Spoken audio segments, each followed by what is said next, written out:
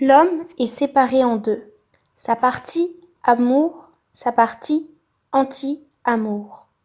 Dans sa partie amour, l'homme est capable d'être amoureux, il est bon de nature, il est connecté à son âme, et de ce fait, il vit à travers elle. Elle lui fait ressentir de l'amour, de la joie, de la haine, du dégoût, de la peur, de la tristesse, de l'envie. Elle lui en fait voir de toutes les couleurs. Lui devient coloré de ses expériences émotionnelles.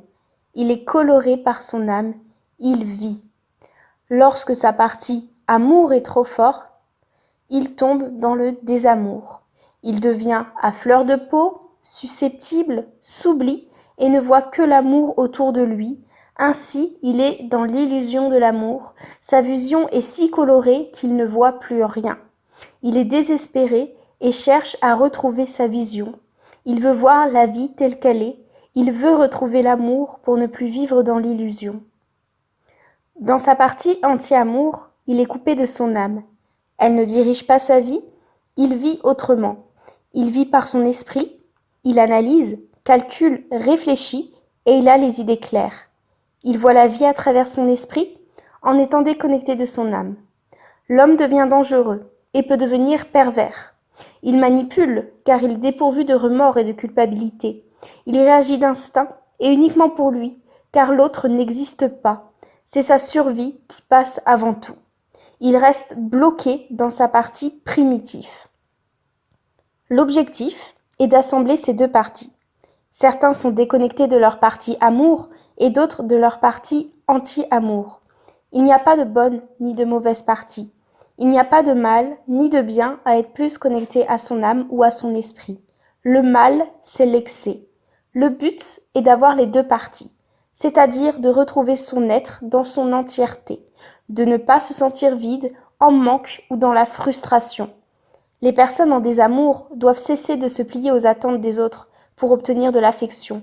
Elles doivent conserver leur dignité en se reconnectant à leur esprit, car celui-ci leur permettra d'y voir clair et de reconnaître leur assujettissement sans se détruire narcissiquement.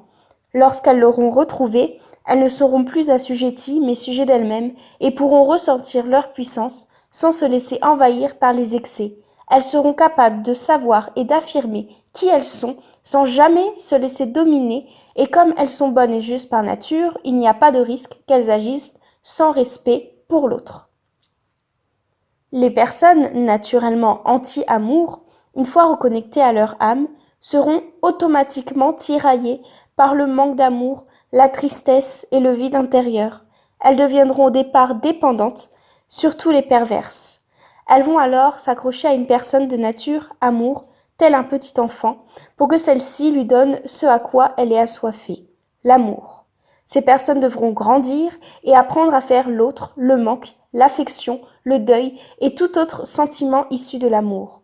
L'une est spirituelle et doit retrouver son animalité pour se confronter à la réalité.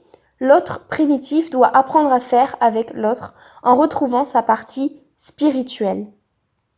Elle sera confrontée au jugement dernier car elle est rattrapée par la justesse de la vie.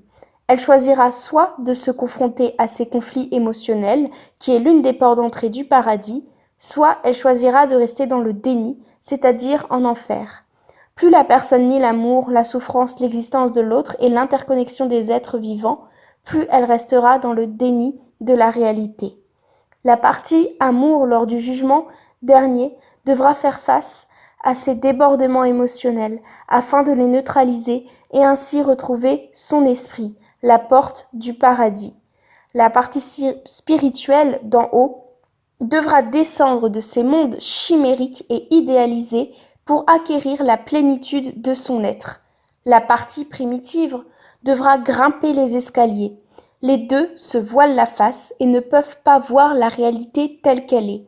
L'une, pour se protéger, deviendra niaise d'amour, l'autre niera l'amour, devenant froide et distante. Les deux sont carencés, incapables d'être dans le juste.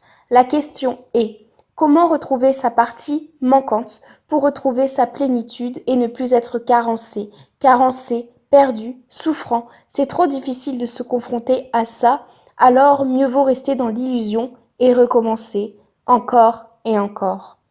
Les anti-amours agissent sans conscience et ne savent pas qu'elles aident les amours à grandir. Ce sont des mentors qui s'ignorent. Ils sont des indications pour les amours, de sortes d'indices pour gagner le jeu ou du moins la partie.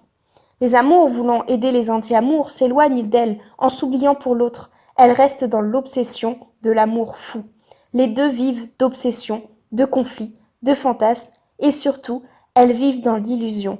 C'est pourquoi elles sont encore toxiques pour elles-mêmes. Le pôle positif flaire l'anti-positif et le pôle négatif flaire l'anti-négatif. Incomplètes, les deux n'ont pas suffisamment d'énergie pour se rejoindre. L'illusion de la conjonction est en réalité de la répulsion. La question est, qu'est-ce que le photon ?